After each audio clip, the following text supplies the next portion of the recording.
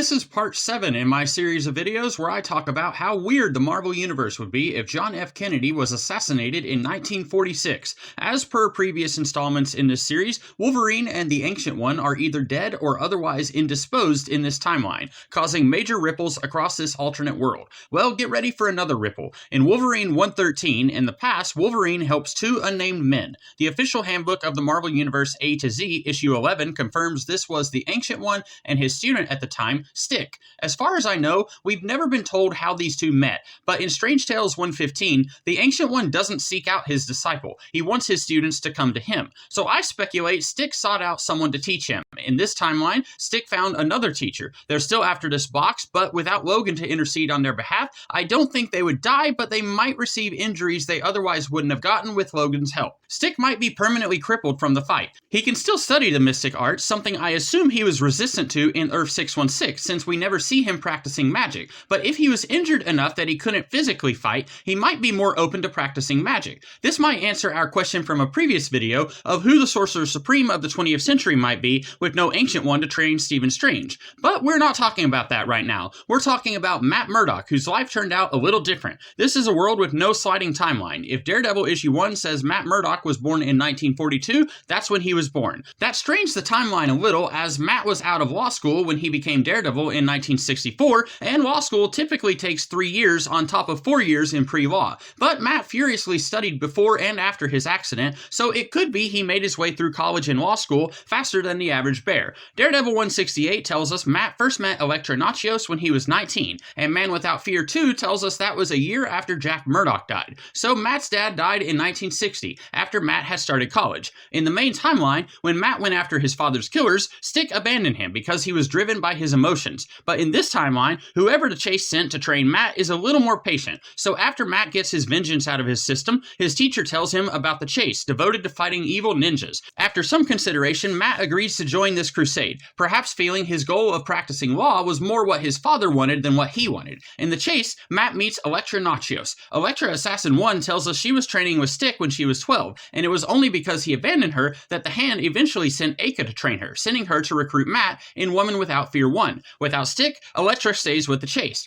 In the main timeline, Stick saw Matt's emotions as a weakness, but Man Without Fear tells us Matt dedicating himself to his studies was emotionally driven. In the same way, Matt now dedicates himself to the Chase mission. He helps them find hand activity where they didn't find it in the main timeline. Which brings us to 1961, where this is going to sound like a joke, but it's not. Leonardo da Vinci gathers leaders from S.H.I.E.L.D., Leviathan, Hydra, and the Hand in a short-lived truce. They find brood technology, which they use to build the earliest life model decoys, as well as machines that can enhance a human to super soldier levels. Humanity had a pact with the brood almost 5,000 years ago, but a lot can change in 5,000 years, so by now, what's left of the Brotherhood of the Shield isn't in bed with the brood anymore. Maybe the pact is how Da Vinci knew of this cache of brood technology. Leviathan betrays their allies, stealing the super soldier technology. Hydra and the Hand interrupt the process, and it seemed like they had the upper hand, no pun intended, over Leviathan, and could have used these machines on their own men. It's not clear why they didn't do that. Maybe the leaders of Hydra and the Hand didn't trust each other, so they thought it would be better to keep this process out of the world. That's the best I can come up with.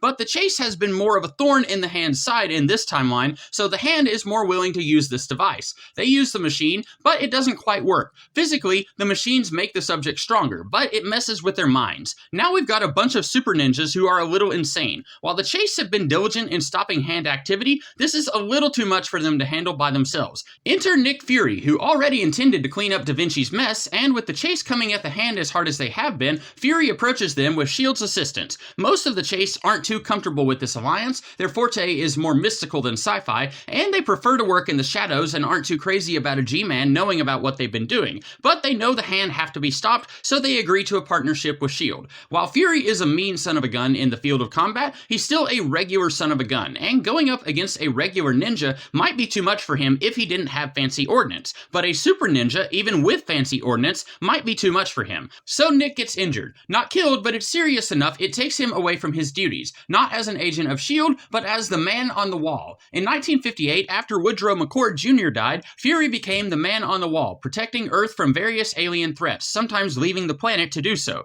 With how attractive Earth looks to alien invaders, this isn't a job that can stay vacant for long. long. Fury will stay on Earth coordinating various S.H.I.E.L.D. missions, but he needs someone he can trust to handle the alien stuff. He offers the role to Matt Murdock. He's seen the kid fight, knows he can handle the weird they've been dealing with, so aliens shouldn't be too much for him. But Matt refuses. He thinks about what his father wanted him to do, become a doctor or a lawyer, professions that are all about helping people, and more importantly, it wasn't the life of violence Jack Murdock had been forced to live. Matt knows he's done some good with the chase, so he doesn't regret taking this path, but the life Fury describes, preemptive strikes against alien civilizations with no law enforcement to keep him in check, that especially seems like spitting in the face of his father's wishes, even more than what he's been doing these past few months with the chase. But Elektra says she is willing to take Fury up on his offer if it's still open. While this version of Elektra isn't as filled with darkness as the one from Earth 616, maybe Stick recognized something dangerous in her that might still exist in the Elektra in this timeline. She understands why Matt declined Fury's offer, but after hearing Fury talk about some of Earth's past encounters with aliens, she knows this has to be done. Matt understands, but any possible romantic feelings either of them might have had are probably dead in the water, as Elektra likely won't have much time to settle down with this line of work. But Matt is interested in continuing the partnership between the Chased and S.H.I.E.L.D. Matt sees how S.H.I.E.L.D. has used modern technology to combat the Hand and other threats to the world more efficiently than hand-to-hand combat.